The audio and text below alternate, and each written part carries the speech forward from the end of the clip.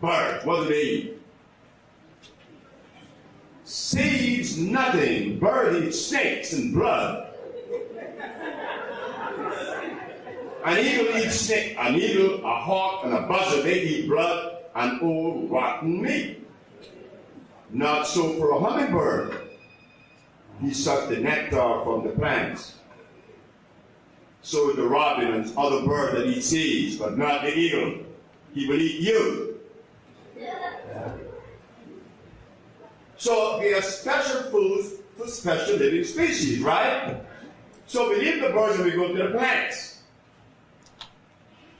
The burdock plant, we appeal to it for what? Iron. But if you need calcium, you would never appeal to the burdock plant. You appeal to what? The shade grass or the sea moss, which has a lot of iron, a lot of magnesium, a lot of phosphorus, but calcium in abundance. So each plant, each bird, each animal is coded for a specific food. So I asked the Supreme Court, when you brought the Africans from Africa, did you bring his food with him? No.